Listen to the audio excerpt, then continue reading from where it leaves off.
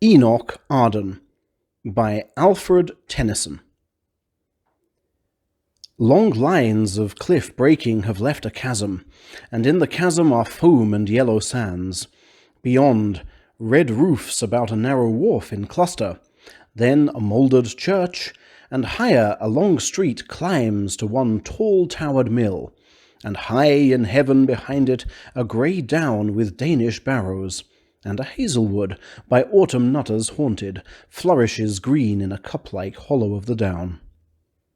Here on this beach, 100 years ago, 3 children of 3 houses, Annie Lee, the prettiest little damsel in the port, and Philip Ray, the miller's only son, and Enoch Arden, a rough sailor's lad made orphan by a winter shipwreck, played among the waste and lumber of the shore, hard coils of cordage, swarthy fishing nets, anchors of rusty fluke, and boats updrawn, and built their castles of dissolving sand to watch them overflowed, or following up and flying the white breaker, daily left the little footprint daily washed away. A narrow cave ran in beneath the cliff. In this the children played at keeping house. Enoch was host one day, Philip the next, while Annie still was mistress. But at times Enoch would hold possession for a week. "This is my house, and this is my little wife." "Mine too," said Philip. "Turn and turn about." When, if they quarrelled, Enoch, stronger made, was master. Then would Philip, his blue eyes, all flooded with the helpless wrath of tears, shriek out, "I hate you, Enoch!" And at this the little wife would weep for company, and pray them not to quarrel for her sake, and say she would be little wife to both. But when the dawn of rosy childhood passed, and the new warmth of life's ascending sun was felt by either fixed his heart on that one girl. And Enoch spoke his love, but Philip loved in silence. And the girl seemed kinder unto Philip than to him, but she loved Enoch, though she knew it not, and would, if asked, deny it. Enoch set a purpose evermore before his eyes, to hoard all savings to the uttermost, to purchase his own boat, and make a home for Annie. And so prospered, that at last a luckier or a bolder fisherman, a carefuller in peril, did not breathe for leagues along that breaker-beaten coast than Enoch. Likewise had he served a year on board a merchantman, and made himself full sailor, and he thrice had plucked a life from the dread sweep of the down-streaming seas, and all looked upon him favourably. And ere he touched his 21st May, he purchased his own boat, and made a home for Annie, neat and nest-like, halfway up the narrow street that clambered toward the mill. Then, on a golden autumn eventide, the younger people making holiday, with bag and sack and basket great and small, went nutting to the hazels. Philip stayed, his father lying sick and needing him, an hour behind. But as he climbed the hill, just where the prone edge of the wood began to feather toward the hollow, saw the pair, Enoch and Annie, sitting hand in hand, his large grey eyes and weather-beaten face all kindled by a still and sacred fire that burned as on an altar. Philip looked, and in their eyes and faces read his doom. Then, as their faces drew together, groaned and slipped aside, and like a wounded life crept down into the hollows of the wood. There, while the rest were loud in merrymaking, had his dark hour unseen, and rose and passed bearing a lifelong hunger in his heart.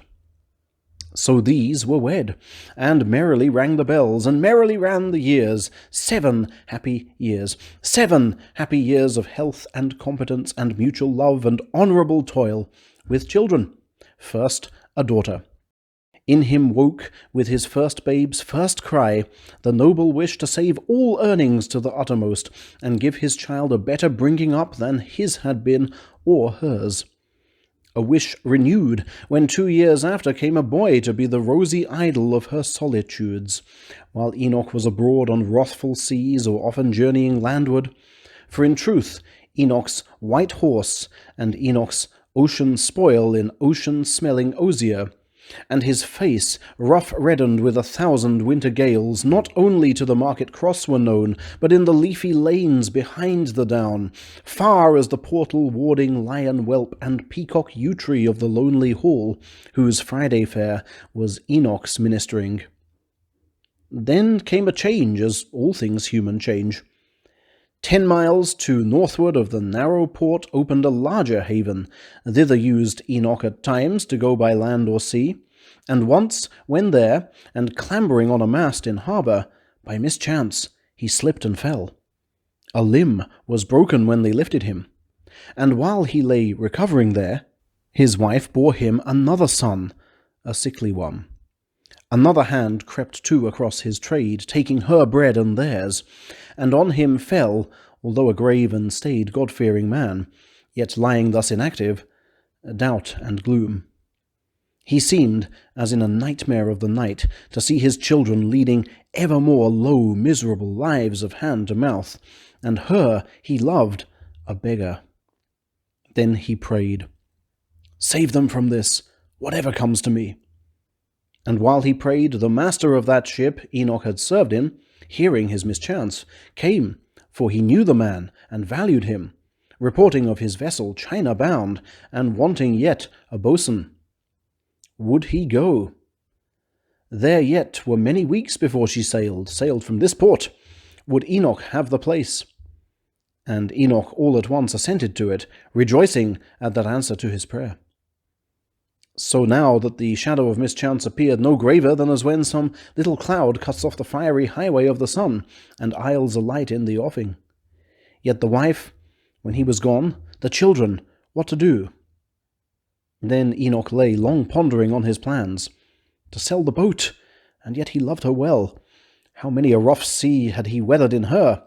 He knew her as a horseman knows his horse, and yet to sell her? Well, then, with what she brought by goods and stores, set Annie forth in trade with all that seamen needed or their wives, so might she keep the house while he was gone. Should he not trade himself out yonder, go this voyage more than once, yea, twice or thrice, as oft as needed, last, returning rich, become the master of a larger craft, with fuller profits, lead an easier life, have all his pretty young ones educated, and pass his days in peace among his own? Thus Enoch in his heart determined all. Then moving homeward came on Annie pale, nursing the sickly babe, her latest born. Forward she started with a happy cry, and laid the feeble infant in his arms, whom Enoch took, and handled all his limbs, appraised his weight, and fondled father-like, but had no heart to break his purposes to Annie till the morrow, when he spoke.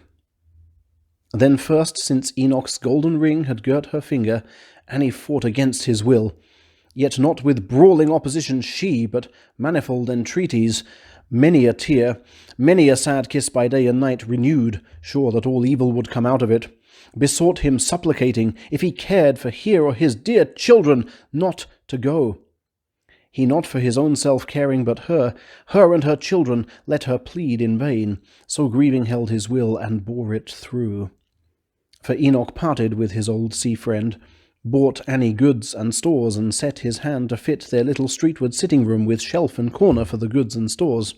So all day long, till Enoch's last at home, shaking their pretty cabin, hammer and axe, auger and saw, while Annie seemed to hear her own death scaffold raising, shrilled and rang, till this was ended, and his careful hand, the space was narrow, having ordered all almost as neat and close as nature packs her blossom or her seedling, paused. And he, who needs would work for Annie to the last, ascending tired, heavily slept till morn. And Enoch faced this morning of farewell brightly and boldly. All his Annie's fears, save as his Annie's, were a laughter to him.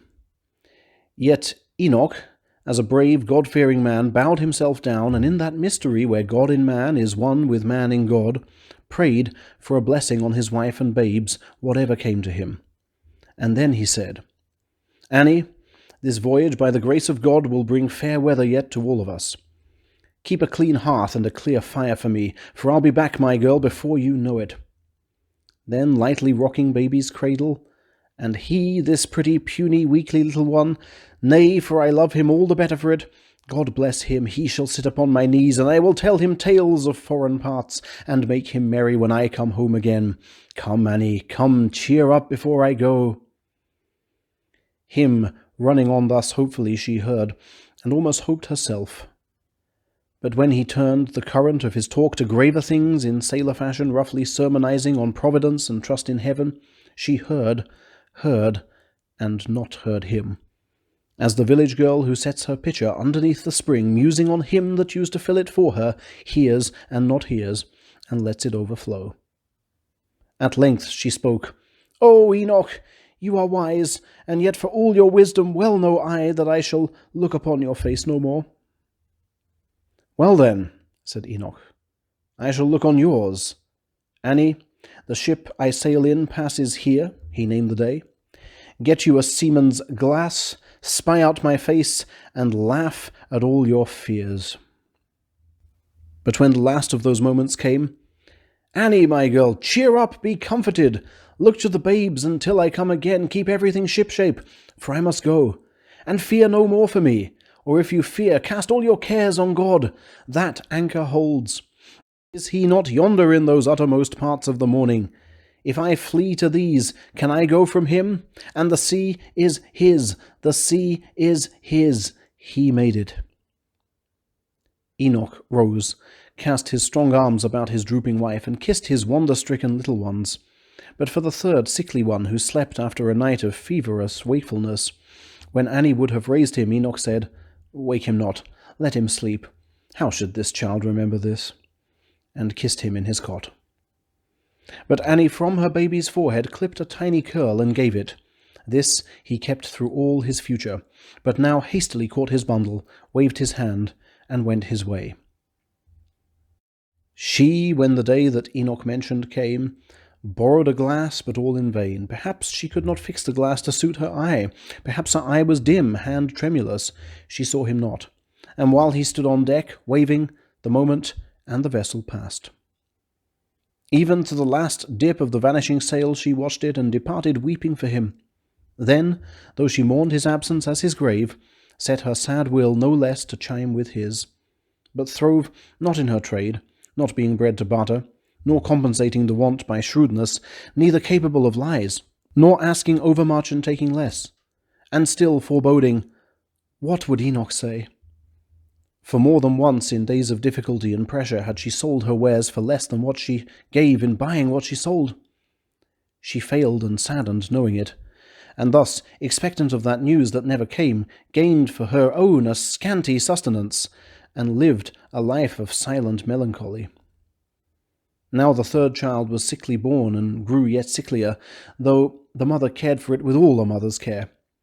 Nevertheless, whether her business often called her from it, or through the want of what it needed most, or means to pay the voice who best could tell what most it needed, howsoever it was, after a lingering, ere she was aware, like the caged bird escaping suddenly, the little innocent soul flitted away. In that same week when Annie buried it, Philip's true heart, which hungered for her peace, since Enoch left he had not looked upon her, smote him as having kept aloof for so long. "Surely," said Philip, "I may see her now, maybe some little comfort." Therefore went, passed through the solitary room in front, paused for a moment at an inner door, then struck it thrice, and, no one opening, entered. But Annie, seated with her grief, fresh from the burial of her little one, cared not to look on any human face, but turned her own toward the wall and wept. Then Philip, standing up, said falteringly, "Annie, I came to ask a favour of you." He spoke. The passion in her moaned reply. "Favour from one so sad and so forlorn as I am," half abashed him, yet unasked. His bashfulness and tenderness at war, he set himself beside her, saying to her, "I came to speak to you of what he wished, Enoch, your husband. I've ever said you chose the best among us, a strong man, for where he fixed his heart he set his hand to do the thing he willed, and bore it through. And wherefore did he go this weary way, and leave you lonely? Not to see the world for pleasure? Nay, but for the wherewithal to give his babes a better bringing up than his had been, or yours. That was his wish. And if he come again, vexed will he be to find the precious morning hours were lost. And it would vex him, even in his grave, if he could know his babes were running wild like colts about the waste. So, Annie, now, have we not known each other all our lives? I do beseech you by the love you bear him and his children not to say me nay, for if you will, when Enoch comes again, why then he shall repay me. If you will, Annie, for I am rich and well-to-do. Now let me put the boy and girl to school. This is the favour that I came to ask. Then Annie, with her brows against the wall, answered, I cannot look you in the face. I seem so foolish and so broken now. When you came in, my sorrow broke me down, and now I think your kindness breaks me down. But Enoch lives. That is borne in on me. He will repay you. Money can be repaid, not kindness such as yours. And Philip asked, Then you will let me, Annie? There she turned. She rose, and fixed her swimming eyes upon him, and dwelt a moment on his kindly face, then calling down a blessing on his head, caught at his hand, and wrung it passionately, and passed into the little garth beyond. So lifted up in spirit, he moved away. Then Philip put the boy and girl to school, and bought them needful books, and every way, like one who does his duty by his own, made himself theirs. And though, for Annie's sake, fearing the lazy gossip of the port, he oft denied his heart his dearest wish, and seldom crossed her threshold, yet he sent gifts by the children, garden herbs and fruit, the late and early roses from his wall, or conies from the down, and now and then, with some pretext of fineness in the meal to save the offensive charitable, flour from his tall mill that whistled on the waste. But Philip could not fathom Annie's mind, scarce could the woman when he came upon her. Out of full heart and boundless gratitude, light on a broken word to thank him with. But Philip was her children's all in all. From distant corners of the street they ran to greet his hearty welcome heartily. Lords of his house and of his mill were they, worried his passive ear with petty wrongs or pleasures, hung upon him, played with him, and called him Father Philip. Philip gained as Enoch lost, for Enoch seemed to them uncertain as a vision or a dream, faint as a figure seen in early dawn down at the far end of an avenue, going we know not where. And so 10 years, since Enoch left his hearth and native land, fled forward, and no news of Enoch came. It chanced one evening, Annie's children longed to go with others nutting to the wood, and Annie would go with them. Then they begged for Father Philip, as they called him, too. Him, like the working bee in blossom dust, blanched with his mill, they found, and saying to him, Come with us, Father Philip, he denied. But when the children plucked at him to go, he laughed, and yielding readily to their wish, for was not Annie with them? And they went. And after scaling half the weary down, just where the prone edge of the wood began to feather toward the hollow, all her force failed her. And sighing, Let me rest, she said.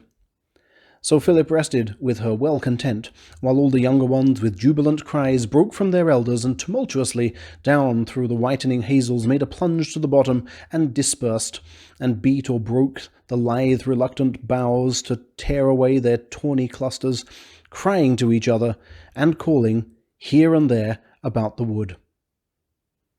But Philip, sitting at her side, forgot her presence, and remembered one dark hour here in this wood, when, like a wounded life, he crept into the shadow.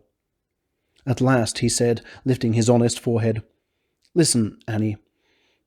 How merry they are down yonder in the wood. Tired, Annie?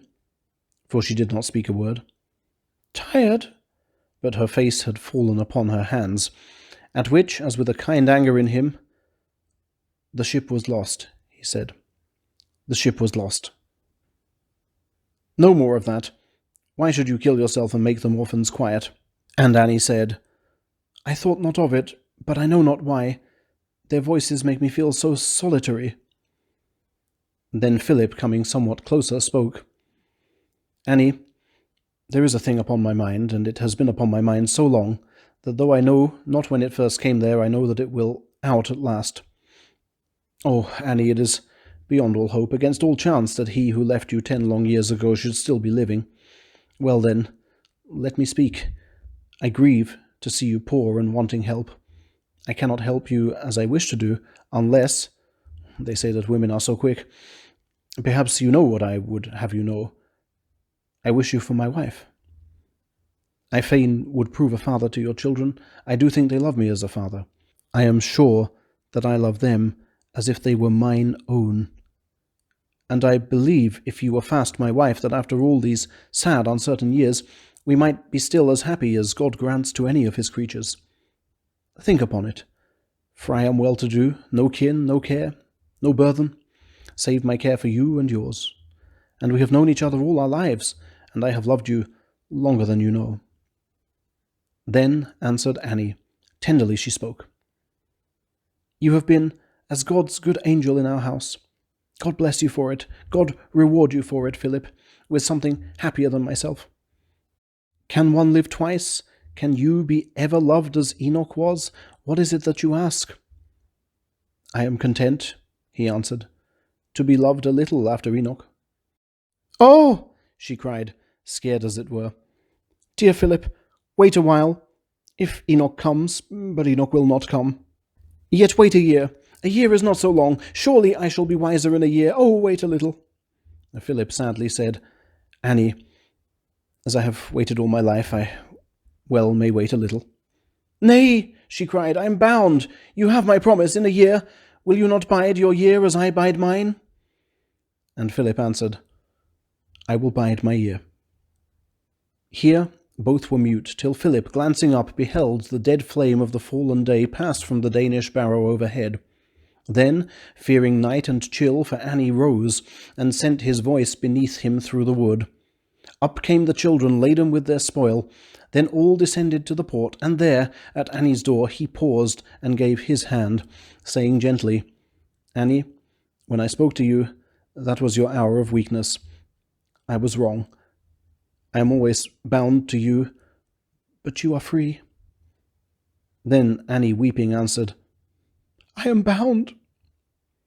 She spoke, and in one moment, as it were, while yet she went about her household ways, even as she dwelt upon his latest words, that he had loved her longer than she knew, that autumn into autumn flashed again, and there he stood once more before her face, claiming her promise. Is it a year? She asked.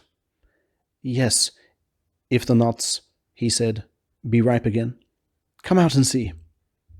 But she put him off. So much to look to, such a change. A month, give her a month. She knew that she was bound. A month, no more. Then Philip, with his eyes full of that lifelong hunger, and his voice shaking a little like a drunkard's hand. Take your own time, Annie. Take your own time.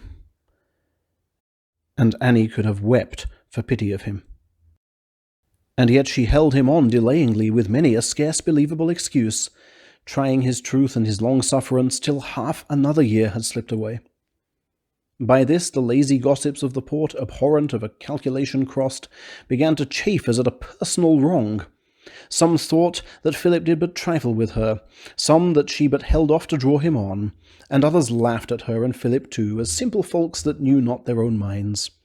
And one in whom all evil fancies clung like serpent eggs together, laughingly would hint a worse in either.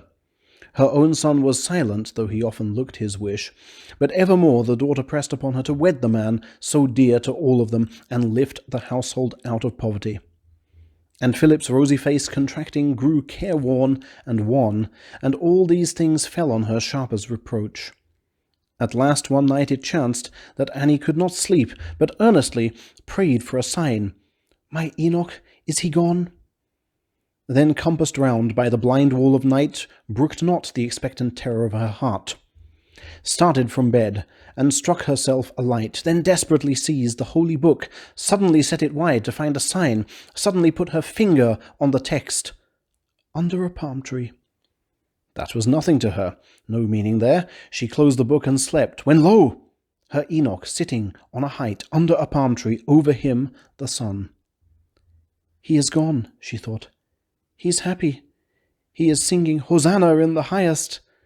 Yonder shines the Sun of Righteousness, and these be palms whereof the happy people strowing cried, Hosanna in the highest. Here she woke, resolved, sent for him, and said wildly to him, There is no reason why we should not wed. Then for God's sake, he answered, both our sakes, so you will wed me, let it be at once. So these were wed, and merrily rang the bells, and they were wed, but never merrily beat Annie's heart. A footstep seemed to fall beside her path, she knew not whence, a whisper in her ear, she knew not what, nor loved she to be left alone at home, nor ventured out alone. What ailed her then, that ere she entered, often her hand dwelt lingeringly on the latch, fearing to enter?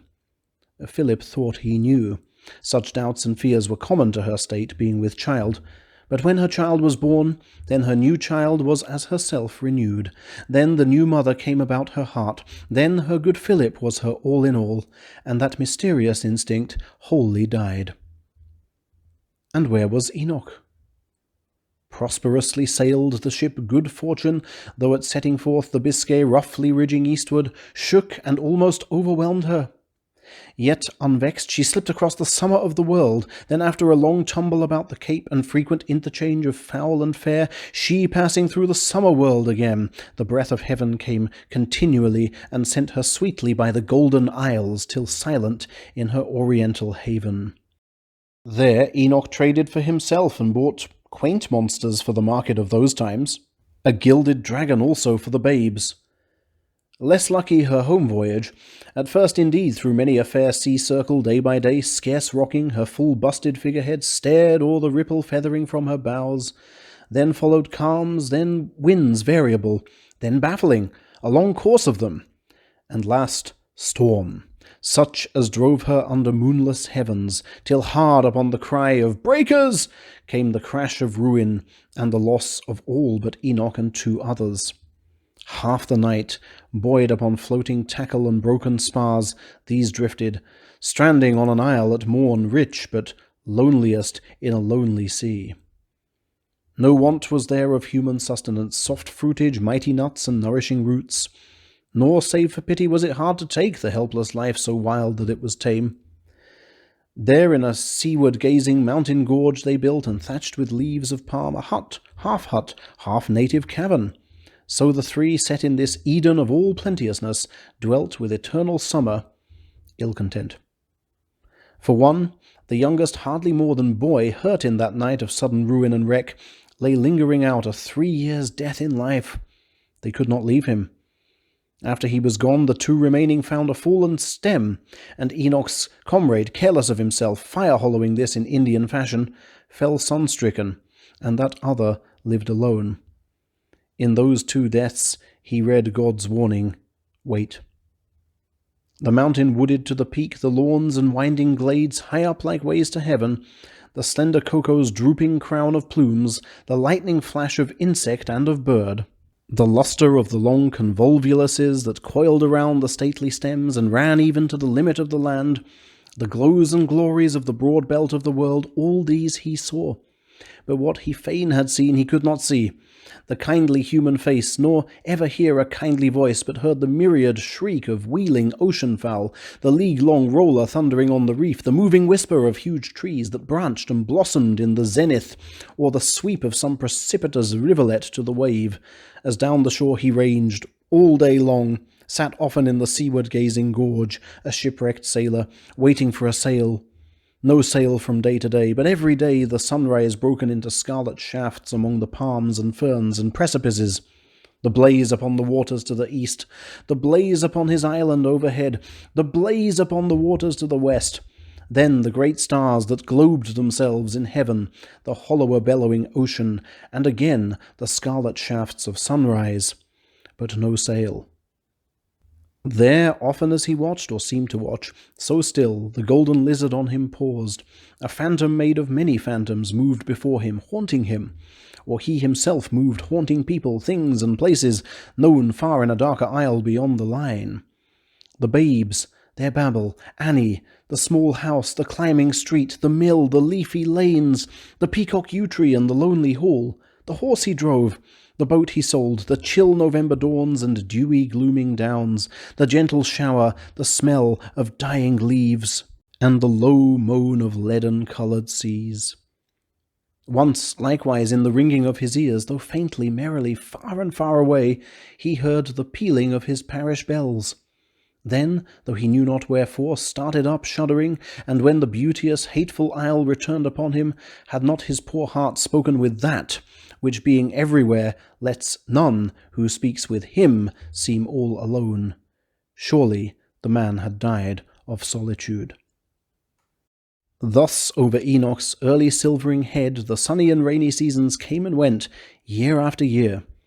His hopes to see his own and pace the sacred old familiar fields not yet had perished when his lonely doom came suddenly to an end. Another ship, she wanted water, blown by baffling winds, like the good fortune from her destined course, stayed by this isle, not knowing where she lay. Since the mate had seen at early dawn across a break on the mist-wreathen isle the silent water slipping from the hills, they sent a crew that landing burst away in search of stream or fount and filled the shores with clamour. Downward from this mountain gorge slept the long-haired, long-bearded, solitary, brown, looking hardly human, strangely clad, muttering and mumbling, idiot-like it seemed, with inarticulate rage, and making signs they knew not what. And yet he led the way to where the rivulets of sweet water ran, and ever as he mingled with the crew and heard them talking, his long bounden tongue was loosened, till he made them understand. Whom, when their casks were filled, they took aboard, and there the tale he uttered brokenly, scarce credited at first, but more and more amazed and melted all who listened to it. And clothes they gave him and free passage home, but oft he worked among the rest and shook his isolation from him. None of these came from his country or could answer him, if questioned, aught of what he cared to know. And dull the voyage was, with long delays, the vessel scarce seaworthy, but evermore his fancy fled before the lazy wind, returning, till beneath a clouded moon he, like a lover, down through all his blood, drew in the dewy, meadowy morning breath of England, blown across her ghostly wall. And that same morning officers and men levied a kindly tax upon themselves, pitying the lonely man, and gave him it. Then, moving up the coast, they landed him, even in that harbour whence he'd sailed before. There Enoch spoke no word to anyone, but homeward. Home? What home? Had he a home? His home. He walked. Bright was that afternoon, sunny but chill, till drawn through either chasm, where either haven opened on the deeps, rolled a sea haze, and whelmed the world in grey, cut off the length of highway on before, and left but narrow breadths to left and right of withered holt or tilth or pasturage. On the nigh-naked tree the robin piped, disconsolate, and through the dripping haze the dead weight of the dead leaf bore it down. Thicker the drizzle grew, deeper the gloom. Last, as it seemed, a great mist-blotted light flared on him, and he came upon the place. Then down the long street, having slowly stolen, his heart foreshadowing all calamity, his eyes upon the stones, he reached the home where Annie lived and loved him, and his babes in those far-off 7 happy years were born. But finding neither light nor murmur there, a bill of sail gleamed through the drizzle, crept still downward, thinking, dead or dead to me. Down to the pool and narrow wharf he went, seeking a tavern which of old he knew, a front of timber-crossed antiquity, so propped, worm-eaten, ruinously old, he thought it must have gone. But he was gone, who kept it, and his widow, Miriam Lane, with daily dwindling profits, held the house. A haunt of brawling seamen once, but now stiller, with yet a bed for wandering men. There Enoch rested silently many days. But Miriam Lane was good and garrulous, nor let him be, but often breaking in, told him, with other annals of the port, not knowing, Enoch was so brown, so bowed, so broken, all the story of his house. His baby's death, her growing poverty, how Philip put her little ones to school and kept them in it, his long wooing her, her slow consent and marriage and the birth of Philip's child, and o'er his countenance no shadow passed nor motion. Anyone, regarding, well had deemed he felt the tale less than the teller. Only when she closed, Enoch, poor man, was cast away and lost. He, shaking his grey head pathetically, repeated, muttering, "Cast away and lost." Again in deeper inward whispers, "Lost." But Enoch yearned to see her face again. "If I might look on her sweet face again, and know that she is happy." So the thought haunted and harassed him, and drove him forth, at evening when the dull November day was growing duller, twilight to the hill. There he sat down, gazing on all below. There did 1,000 memories roll upon him, unspeakable for sadness. By and by the ruddy square of comfortable light, far blazing from the rear of Philip's house, allured him, as the beacon blaze allures the bird of passage, till he madly strikes against it and beats out his weary life. For Philip's dwelling fronted on the street, the latest house to landward, but behind, with one small gate that opened on the waste, flourished a little garden square and walled, and in it throve an ancient evergreen, a yew tree, and all around it ran a walk of shingle, and a walk divided it. But Enoch shunned the middle walk, and stole up by the wall, behind the yew, and thence that which he better might have shunned, if griefs like his have worse or better, Enoch saw. For cups and silver on the burnished board sparkled and shone, so genial was the hearth, and on the right hand of the hearth he saw Philip, the slighted suitor of old times, stout, rosy, with his babe across his knees, and o'er her second father stooped a girl, a later but a loftier Annie Lee, fair-haired and tall, and from her lifted hand dangled a length of ribbon and a ring to tempt the babe, who reared his creasy arms, caught at and ever missed it, and they laughed. And on the left hand of the hearth he saw the mother, glancing often toward her babe, but turning now and then to speak with him. Her son, who stood beside her tall and strong, and saying that which pleased him, for he smiled. Now when the dead man come to life beheld his wife no more, and saw the babe hers, yet not his, upon the father's knee, and all the warmth, the peace, the happiness, and his own children tall and beautiful, and him, that other, reigning in his place, lord of his rights and of his children's love, then he, though Miriam Lane had told him all, because things seen are mightier than things heard, staggered and shook, holding the branch, and feared to send abroad a shrill and terrible cry, which in one moment, like the blast of doom, would shatter all the happiness of the hearth. He therefore turned softly like a thief, lest the harsh shingles should grate underfoot, and feeling all along the garden wall, lest he should swoon and tumble and be found, crept to the gate, and opened it, and closed, as lightly as a sick man's chamber door, behind him, and came out upon the waste. And there he would have knelt, but that his knees were feeble, so that falling prone he dug his fingers into the wet earth and prayed, "Too hard to bear! Why did they take me hence? A God almighty, blessed Saviour, thou that didst uphold me on my lonely isle, uphold me, Father, in my loneliness a little longer. Aid me, give me strength not to tell her, never to let her know. Help me not to break in upon her peace. My children, too, must I not speak to these? They know me not. I should betray myself, never, not father's kiss for me, the girl so like her mother, and the boy my son." There speech and thought and nature failed a little, and he lay tranced. But when he rose and paced back toward his solitary home again, all down the long and narrow street he went, beating it in upon his weary brain, as though it were the burthen of a song. Not to tell her, never to let her know. He was not all unhappy. His resolve upbore him, and firm faith, and evermore prayer from a living source within the will, and beating up through all the bitter world like fountains of sweet water in the sea, kept him a living soul.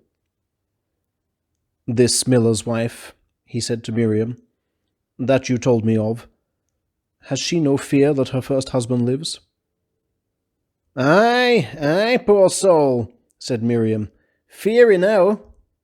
If you could tell her you had seen him dead, why, that would be her comfort." And he thought, "After the Lord has called me, she shall know. I wait his time." And Enoch set himself, scorning an alms, to work whereby to live. Almost to all things could he turn his hand. Cooper he was, and carpenter, and wrought to make the boatmen fishing nets, or helped at lading and unlading the tall barks that brought the stinted commerce of those days. Thus earned a scanty living for himself. Yet since he did but labour for himself, work without hope, there was not life in it whereby the man could live. And as the year rolled itself round again to meet the day when Enoch had returned, a languor came upon him, gentle sickness, gradually weakening the man, till he could do no more, but kept the house, his chair, and last, his bed.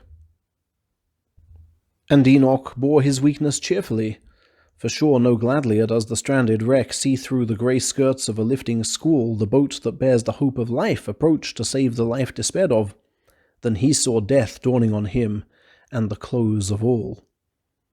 For through that dawning gleamed a kindlier hope on Enoch, thinking, after I am gone, then may she learn I loved her to the last. He called aloud for Miriam Lane, and said, Woman, I have a secret. Only swear before I tell you, swear upon the book, not to reveal it till you see me dead. Dead? clamoured the good woman. Hear him talk! I warrant, man, that we shall bring you round.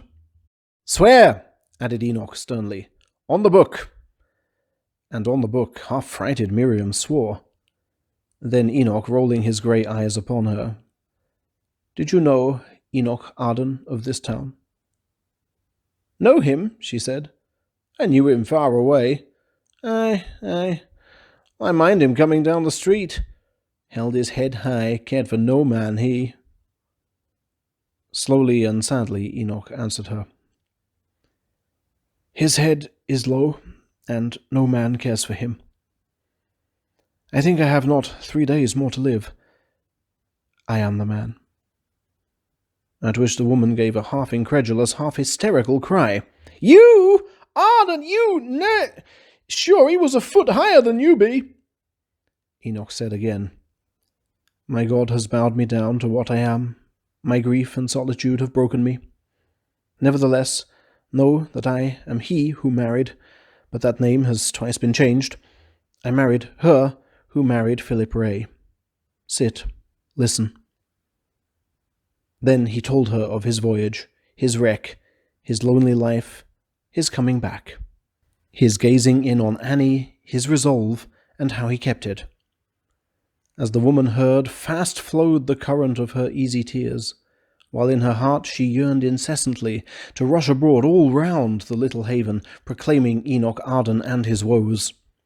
But awed and promise-bounded, she forbore, saying only, See your bairns before you go.